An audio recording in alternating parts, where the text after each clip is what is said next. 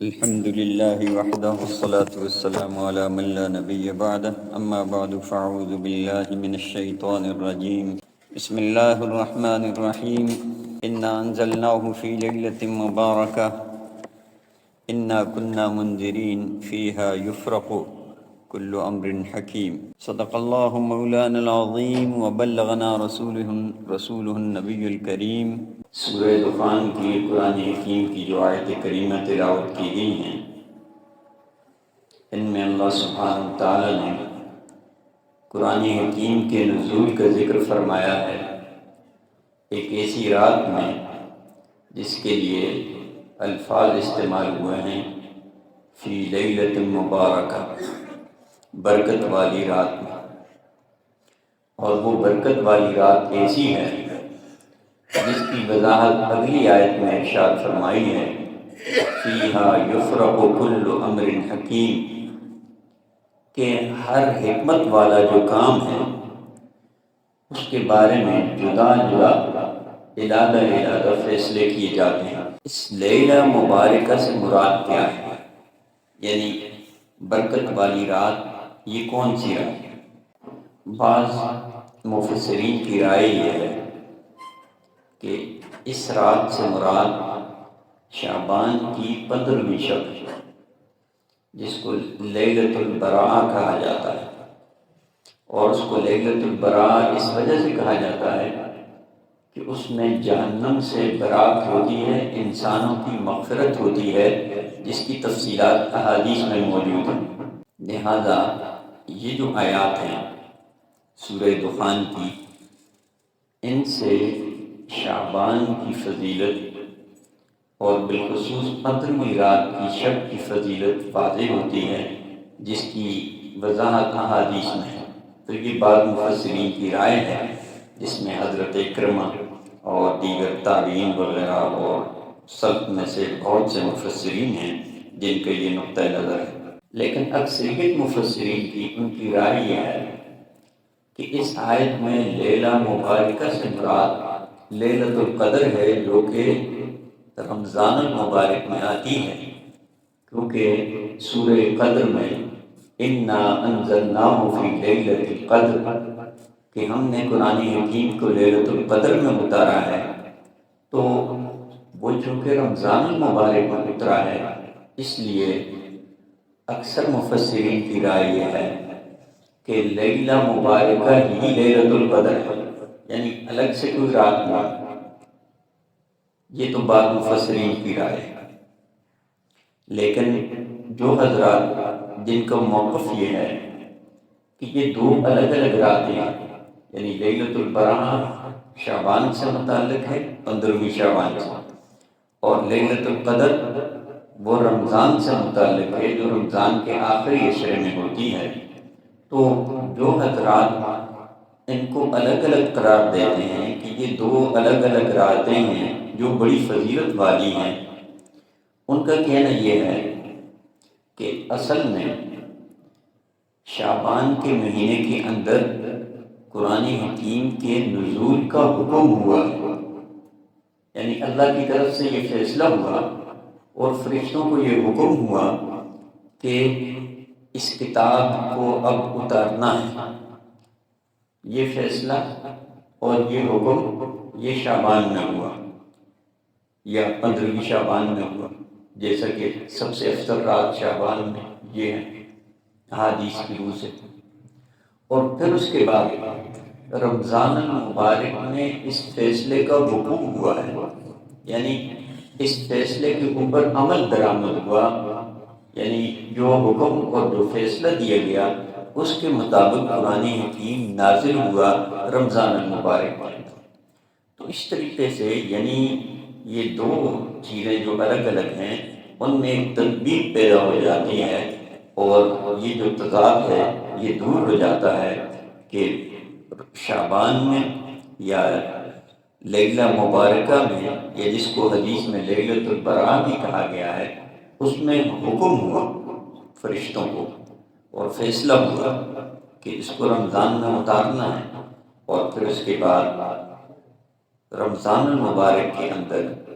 اس کے اوپر عمل درآمد ہوا اس فیصلے کے اوپر جو شعبان میں کیا گیا تھا یا لیلۃ البراء میں کیا گیا تھا۔ یہ جو تفسیر ہے یہ مختلف صحابہ کرام سے منقول ہے، اور یہ جو دوسری آیت ہے فیہا یفرق کل امر حکیم، جس میں ہر حکمت والا جو کام ہے اس کے بارے میں الگ الگ فیصلے کیے جاتے ہیں۔ اس سے بھی یہ تائید ہوتی ہے کہ یہ کوئی ایک رات نہیں ہے، دو الگ الگ راتیں ہیں۔ اب اس معاملے میں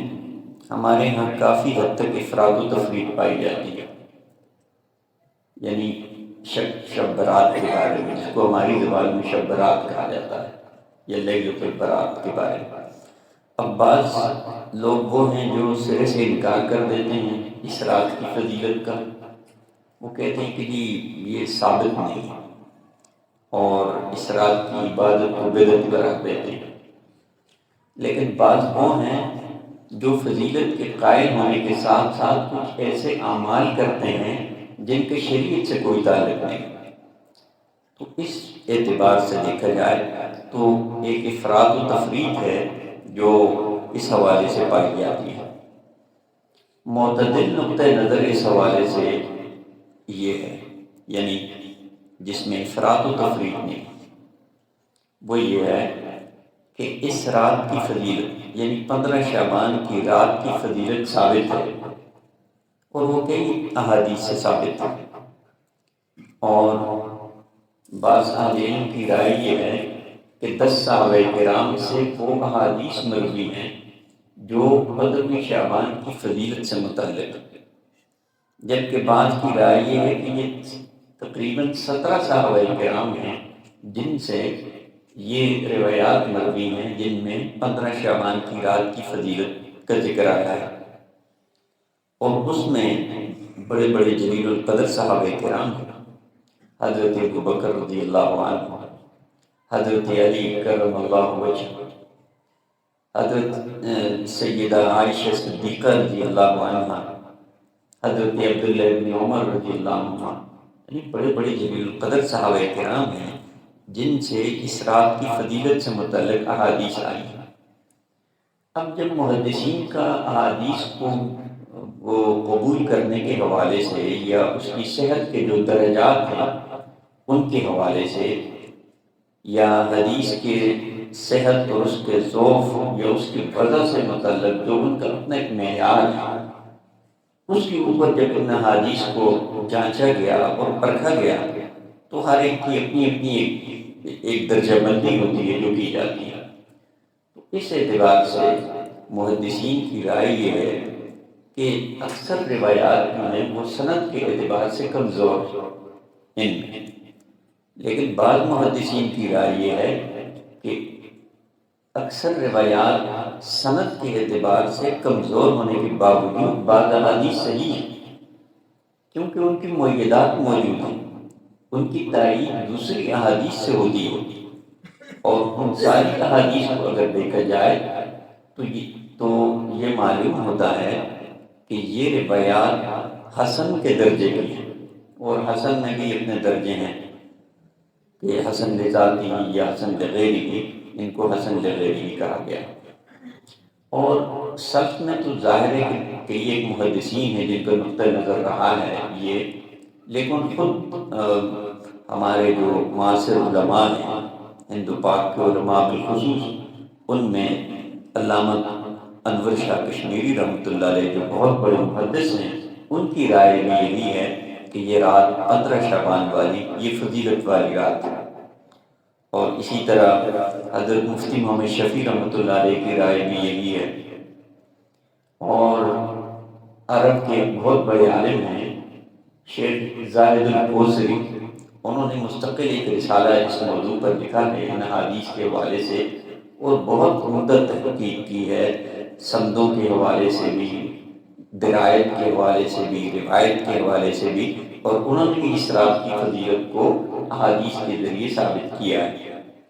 ایک اور بہت بڑے محقق ہیں اور جنہوں نے سلسلۃ الاحادیث ضعیفہ یا سلسلۃ الاحادیث الموضوعہ یا سلسلۃ الاحادیث الصحیحہ کے نام سے کئی جلدیں ہیں جو ترتیب کی، اور اثر نو جائزہ لیا ہے اس تمام ذخیرہ حدیث کا جو اس سے پہلے موجود رہا ہے سندوں کے حوالے سے، ان کی رائے بھی یہ ہے، حالانکہ وہ سخت ان کا معیار ہے احادیث کو جانچنے کا، علامہ ناصر الدین البانی کا ان کی رائے بھی یہی ہے، اور انہوں نے بھی ان احادیث کو حسن کے درجے کی احادیث قرار دیا ہے، اگرچہ بعض سند کے اعتبار سے کمزور ہے۔ اب متعدد احادیث ہیں جن میں اسراف کی فضیلت ہے، یہاں مختصراً ان کا ذکر کیا جاتا ہے، جن میں سے ایک حدیث یہ ہے کہ اللہ تعالیٰ شعبان کے نصف میں جو رات آتی ہے اس میں آسمان دنیا پر نزول فرماتے ہیں، اور قبیلہ بنو کلب کی جو بھیڑ بکریاں ہیں ان کے بالوں سے بھی زیادہ انسانوں کی مغفرت فرماتے ہیں۔ یعنی اس رات میں اللہ تعالیٰ کی خصوصی رحمتیں اترتی ہیں اور مغفرت اور بخشش کے فیصلے ہوتے ہیں، اور یہ حدیث ترمذی میں بھی ہے، ابن ماجہ میں بھی ہے، اور مسند احمد ابن حنبل میں بھی یہ حدیث آئی ہے۔ اور حدیث عائشہ تو بہت مشہور ہے، جس میں آپ صلی اللہ علیہ وسلم نے ارشاد فرمایا، حل تدرین ما فی هذه اللیلہ، اے عائشہ تمہیں معلوم ہے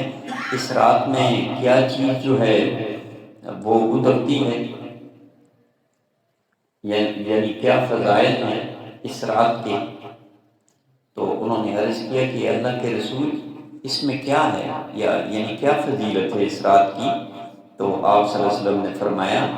کہ اس میں ہر مولود کو، بنی آدم میں سے ہر بچے کو جو پیدا ہوتا ہے اس سال لکھ دیا جاتا ہے کہ اس سال بچے نے پیدا ہونا ہے، فلاں کے گھر میں بیٹا ہے یا بیٹی ہے، اور یہ بھی لکھا جاتا ہے کہ اولاد آدم میں سے جس شخص نے اس سال وفات پانی ہے اس کے بارے میں بھی لکھ دیا جاتا ہے، یعنی فرشتوں کو لکھوا دیا جاتا ہے، فرشتے اللہ تعالیٰ کے احکامات کی پھر تنفیذ کرتے ہیں۔ اسی طرح اعمال جو ہیں وہ اٹھائے جاتے ہیں اس رات، اور اسی طرح رزق لکھے جاتے ہیں، اتارے جاتے ہیں، یعنی بجٹ بنتا ہے، جس طرح سالانہ بجٹ ہوتا ہے اور جتنی ضروریات ہوتی ہیں اس کے مطابق وہ انتظامات کیے جاتے ہیں، اسی طرح اللہ کے یہاں بھی ایک نظام ہے اور اس کے مطابق فیصلے کیے جاتے ہیں اور وہ فرشتوں کو لکھایا جاتا ہے۔ حضرت علی رضی اللہ عنہ کی ایک حدیث ہے کہ نصف شعبان پہ جو رات ہے اس کے بارے میں نبی کریم صلی اللہ علیہ وسلم نے فرمایا، قوموا لیلہا وصوموا یومہا، کہ رات کو قیام کرو، دن کو روزہ رکھو، فإن اللہ تعالیٰ ينزل فیہا لغروب الشمس إلی السماء الدنیا، اللہ تعالیٰ غروب آفتاب کے بعد آسمان دنیا پر اپنی شان کے مطابق نزول اجلال فرماتے ہیں، اور یہ فرماتے ہیں، الا من مستغفر فاغفر لہ، کوئی بخشش طلب کرنے والا ہے، معافی چاہنے والا ہے، میں اس کو بخش دوں، الا مسترزق فارزقہ، کوئی مجھ سے رزق مانگنے والا ہے، میں اس کو رزق عطا کروں، الا مبتلا فعافیہ، کوئی مبتلا مصیبت ہے جو مجھ سے دعا اور فریاد کرتا ہے تاکہ میں اس کی مصیبت اور پریشانی کو دور کر دوں، الا کذا الا کذا، کیا کوئی ایسا ہے، کیا کوئی ایسا ہے، یعنی کوئی بھی ضرورت ہے انسان کی وہ اللہ کے سامنے اس رات مانگنی چاہیے۔ فرمایا حتی یطلع الفجر، یہاں تک کہ یہ منادی طلوع فجر تک رہتی ہے، وفیہا ان یکتب کل مولود بنی آدم فی ہذہ السنہ، ہر بنی آدم میں سے جو جس کے ہاں بچہ پیدا ہونا ہے وہ بھی لکھا جاتا ہے، اور جس نے مرنا ہے وہ بھی لکھا جاتا ہے، اعمال بلند ہوتے ہیں اور رزق کا نزول ہوتا ہے۔ تو یہ بہرحال اس طرح کی کئی ایک احادیث ہیں جن میں اس رات کے فضائل آئے ہیں۔ اب کچھ احادیث ایسی بھی ہیں جن میں یہ بتایا گیا ہے کہ اس میں اتنی بڑی تعداد میں انسانوں کی مغفرت اور بخشش ہوتی ہے، یعنی جو اللہ کی طرف رجوع کرتے ہیں، یہ توبہ و استغفار کرتے ہیں، مراد یہ ہے۔ لیکن کچھ ایسے لوگ بھی ہیں جو اس رات کی برکتوں اور رحمتوں سے محروم ہو جاتے ہیں۔ وہ کون لوگ ہیں؟ یہاں صرف ان کی طرف محض اشارہ ہی ہوگا یا ان کی ایک فہرستی یہاں ذکر کرنی ہوگی۔ احادیث میں کچھ تفصیلات بھی ہیں،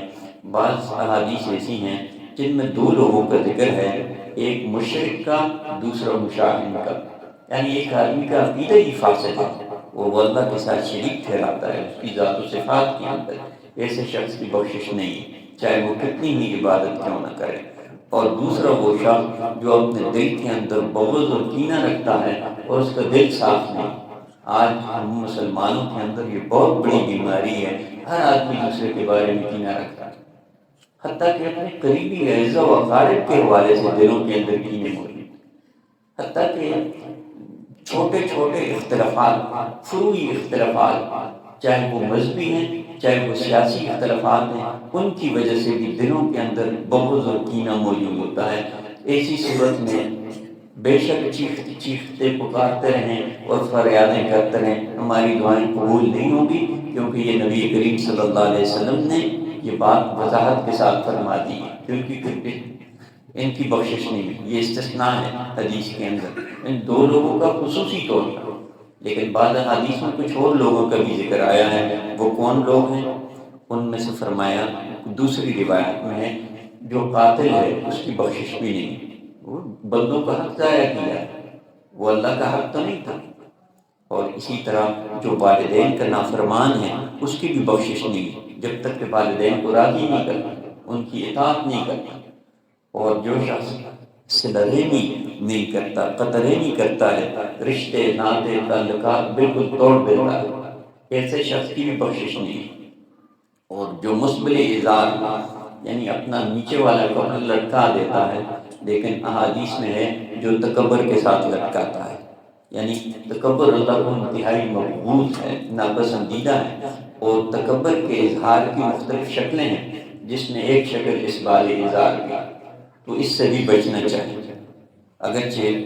اس کی جو علت ہے وہ تکبر ہے۔ تو ہر دوسرے لفظوں میں اس سے یہ بات معلوم ہوتی ہے کہ متکبر کی بخشش نہیں، متکبر اللہ کو پسند نہیں۔ اور اسی طرح جو شراب پینے والا ہے اس کی بھی بخشش نہیں ہے، اور جو زانی اور زناکار ہے اس کی بھی بخشش نہیں، الا یہ کہ ایک آدمی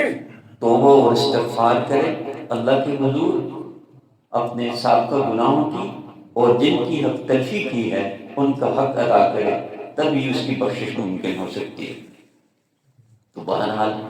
ایک تو یہ کہ یہ جو احادیث جن کا ذکر کیا ان سے ثابت ہوتا ہے اس رات کی فضیلت۔ دوسری چیز یہ کہ بڑے بڑے محدثین جن میں امام ترمذی بھی شامل ہیں اور صحاح ستہ کے دوسرے محدثین ہیں، انہوں نے احادیث کی ذکر نہیں کی، انہوں نے مستقل ابواب ذکر کیے ہیں، ان کے ہیڈنگ اوپر ذکر کیے ہیں، عنوانات ذکر کیے ہیں۔ 15 شعبان کی جو رات ہے اس کی فضیلت کے حوالے سے باقاعدہ جس کو ترجمۃ الباب کہا جاتا ہے یا جس کو چیپٹر ہیڈنگ کہتے ہیں وہ ذکر کی ہے، اس کے تحت احادیث ذکر کی ہوئی ہیں، جن سے یہ معلوم ہوتا ہے کہ یہ رات باقاعدہ فضیلت والی ہے۔ اور پھر اس کے ساتھ ساتھ یہ بھی دیکھا جائے کہ عہد صحابہ سے، عہد تابعین سے، تبع تابعین کے زمانے میں اور سلف میں اس رات میں عبادت کا خصوصی اہتمام کیا جاتا تھا، یہ مستقل دلیل ہے اور مستقل ثبوت ہے اس بات کا اس رات کی فضیلت کے حوالے سے۔ اور جمہور امت صدیوں سے اس کے اوپر عمل پیرا رہی ہے، اور اس رات میں بزرگان دین اور علماء کرام اور اللہ کے نیک اور صالح بندے قیام کرتے رہے ہیں اور خصوصی عبادت کا اہتمام کرتے رہے ہیں۔ اور نبی کریم صلی اللہ علیہ وسلم کی ایک حدیث بھی ہے، ما رأى المؤمنون حسنا فهو عند الله حسن وما رأى المؤمنون قبيحا فهو عند الله قبيح۔ یعنی امت، جمہور امت جو ہے وہ جس چیز کو پسند کرتی ہے وہ اللہ کو بھی پسند ہے، اور جمہور امت یہاں کافر مراد نہیں ہے، امت مسلمہ مراد، اور جمہور امت جس کو برا سمجھتی ہے وہ چیز اللہ کے نزدیک بھی بری ہے۔ یہ مستقل دلیل ہے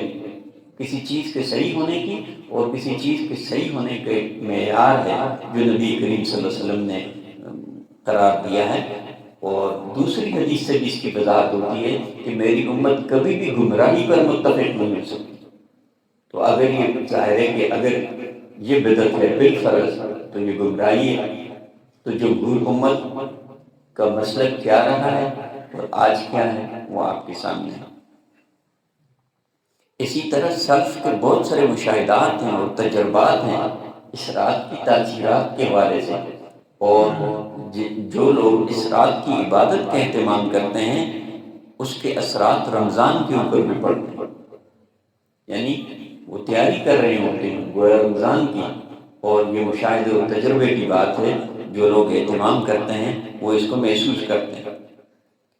اور میں نے جب ان حدیث پر غور کیا تو ایک بہت اہم چیز سامنے آئی، اور وہ یہ ہے کہ نبی کریم صلی اللہ علیہ وسلم کی یہ دعا ہے، اللہم بارک لنا فی رجب و شعبان و بلغنا رمضان، یہ بڑی اہم دعا ہے، اے اللہ رجب اور شعبان میں برکت عطا فرما اور رمضان تک ہمیں پہنچا دے۔ اگرچہ یہ رمضان کی فضیلت کے حوالے سے بات کی جاتی ہے، لیکن جب میں نے غور کیا اس کے اوپر تو یہ چیز سامنے آئی کہ اس حدیث میں نبی کریم صلی اللہ علیہ وسلم نے 3 مہینوں کی فضیلت بیان فرمائی، رجب کی فضیلت، شعبان کی فضیلت اور رمضان کی فضیلت، اور رجب اور شعبان میں برکت کے لیے دعا فرمائی۔ تو برکت کی دعا کیوں ہے؟